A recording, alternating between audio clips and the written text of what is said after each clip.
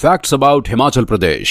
दोस्तों, आज हम आपको भारत के सबसे खूबसूरत राज्य के सफर पर लेकर जाने वाले हैं, जो कि हिमालय की वादियों में है और जहां पर आपको चारों तरफ बहुत ही खूबसूरत पहाड़, झरने, नदियां, हरे भरे जंगल और प्रकृति का मनमोहक दृश्य देखने को मिलेगा। ये राज्य पूरी तरह से प्रकृति की गोद में स्थित है और जो भी इस राज्य में घूमने के लिए आता है, यकीन मानिए वो यहाँ की प्राकृतिक सुंदरता को देखकर पूरी जिंदगी कभी नहीं भूलता। इसे फ्रूट बॉल ऑफ इंडिया के नाम से भी जाना जाता है और इसे मंदिरों का प्रदेश कहना भी गलत नहीं होगा। और हां, यहां सबके चहेते दलाई लामा का भी घर है और भारत का सबसे खूबसूरत क्रिकेट स्टेडियम भी यहीं पर आपको देखने को मिल जाएगा।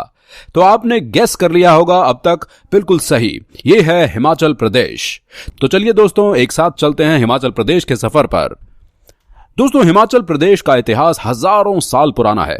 कहा जाता है कि सिंधु घाटी की सभ्यता के समय से ही लोग यहां पर आते रहते हैं और इस राज्य पर मौर्य, गुप्त और कन्नौज स्थित कई राजवंशों और साम्राज्यों ने राज किया था।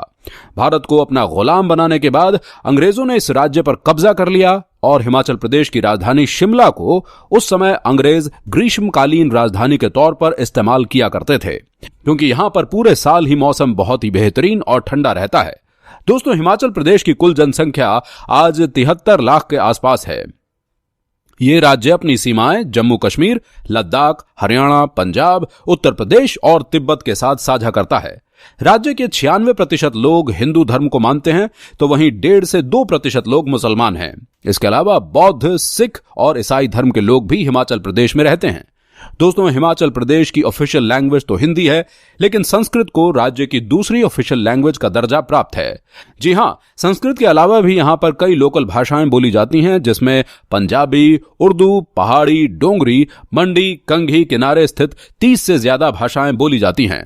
दोस्तों, सर्दियों के दौरान हिमाचल प्रदेश के ज्यादातर जिले बर्फ की सफेद चादर से ढके हुए नजर आते हैं। सिंधु, ब्यास और गंगा जैसी कई नदियां हिमाचल प्रदेश से होकर ही गुजरती हैं। आजादी के बाद हिमाचल प्रदेश को कई सालों तक केंद्र शासित प्रदेश का दर्जा दिया गया था। आजादी के बाद हिमाचल प्रदेश को कई सालों तक केंद्र शासित प्रदेश का दर्जा दिया गया था, लेकिन 25 जनवरी 1971 को हिमाचल प्रदेश भारत का 8वां राज्य बन गया। हिमाचल प्रदेश प्रकृति की नजरों में जितना सुंदर है, यहां के रहने वाले लोग भी उतने ही ज्यादा अच्छे स्वभाव के माने जाते हैं। हिमाचल प्रदेश के लोग मौज मस्ती के साथ अपनी जिंदगी बिताना पसंद करते हैं। हर त्योहार के दौरान हिमाचली लोग जमकर नाच गाना करते हैं, अपने पारंपरिक कपड़े पहनते हैं, जिनमें हिमाचल की टोपी की पहचान सबसे अलग है और ये बहुत ही सुंदर है। हिमाचल प्रदेश के कुल 12 जिले हैं और ये राज्य शिक्षा के मामले में भारत के अन्य राज्यों से काफी आगे हैं। हिमाचल प्रदेश का लिटरेसी रेट 87% के आसपास है, जो भारत की औसतन लिटरेसी रेट से कई गुना ज्यादा है। इकोनॉमी के लिहाज से भी हिमाचल प्रदेश भारत का एक प्रमुख राज्य माना जाता है। राज्य की कुल जीडीपी $227 बिलियन के आसपास है और पर कैपिटा इनकम के मामले में भारत के टॉप राज्यों में यह आता है। यहाँ के लोग साल में 26,000 की कमाई करते हैं। हिमाचल प्रदेश भारत के सबसे साफ सुथरे राज्यों में भी गिना जाता है। साल 2013 में इसे भारत का पहला धुआं मुक्त राज्य घोषित किया गया था और हिमाचल प्रदेश की इनकम का मुख्य स्रोत एग्रीकल्चर और टूरिज्म इंडस्ट्री है। यहां पर कई प्रकार की फसलों का उत्पादन किया जाता है, जिनमें से सेब की फसल सबसे प्रमुख है। कश्मीर के बाद हिमाचल प्रदेश का सेब सबसे ज्यादा मीठा और स्वादिष्ट माना जाता है। सेब के अलावा नाशपाती, आरू, बेर और लीची जैसे अन्य कई फलों का उत्पादन हिमाचल प्रदेश में किया जाता है। एक साल में 10 लाख टन से अधिक फल का उत्पादन इस राज्य में किया जाता है। वहीं हिमाचल प्रदेश अपनी पश्मीना शॉल के लिए भी काफी प्रसिद्ध है। इस राज्य ने हिंदुस्तान को कई महान हस्तियां उपहार में दी हैं, जिसमें भारत माता के लिए अपने सर को न्यौछावर करने वाले कैप्टन विक्रम बत्रा का नाम भी शामिल है। इसके अलावा प्रीति जिंटा, कंगना रनौत, मोहित चौहान और बीजेपी प्रेसिडेंट जेपी नड्डा जैसे कई नाम शामिल हैं। दोस्तों, हिमाचल प्रदेश के रीति रिवाज और परंपराएं सबसे अलग हैं। यहाँ के किन्नौर जिले में बहुपदी विवाह का सिस्टम प्रचलित है। इस प्रथा के अनुसार एक परिवार के सभी भाइयों की शादी सिर्फ एक महिला से की जाती है। लोगों का मानना है कि पांडव अज्ञातवास के दौरान कुछ समय के लिए यहां पर ठहरे थे और तभी से यहां यह प्रथा चली आ रही है। इस प्रथा को यहां के लोग घोटू प्रथा कहते हैं। महिलाएं यहां पर परिवार की मुखिया होती हैं।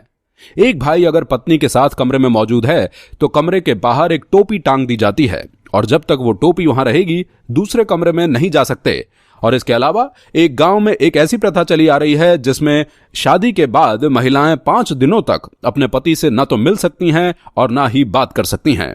हिमाचल प्रदेश के सबसे रहस्यमयी जगहों की बात करें तो उनमें मलाना गांव का नाम जरूर आता है। और दोस्तों, आपको जानकर हैरानी होगी कि यहां के लोग भारत का संविधान मानते ही नहीं हैं। जी हां, इन लोगों का अपना ही लोकतंत्र और संविधान है। यस, और बाहर से आने वाले पर्यटकों को गांव में किसी भी चीज को छूने की अनुमति नहीं है। टच किया तो मामला भैया गड़बड़ हो सकता है। अगर कोई व्यक्ति किसी घर को या गांव के सदस्यों को हाथ लगाता है तो उस पर जुर्माना लगा दिया जाता है। गांव के सभी लोग अपने गांव में ही शादी करते हैं। अगर कोई गांव के बाहर जाकर शादी करता है तो उसे सीधा समाज से निकाल दिया जाता है।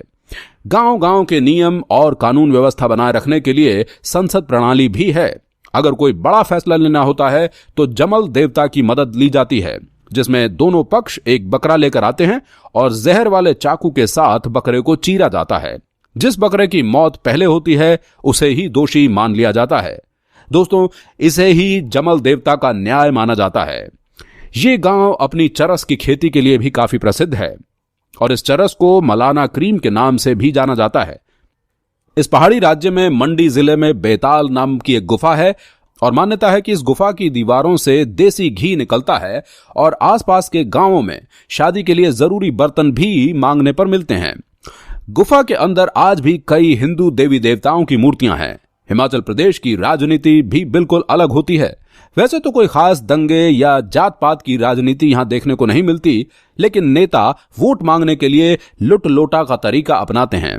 इसमें वो गांव वालों को उनके इष्ट देवता की कसम खिलाकर वोट मांगते हैं। इंटरेस्टिंग है ना।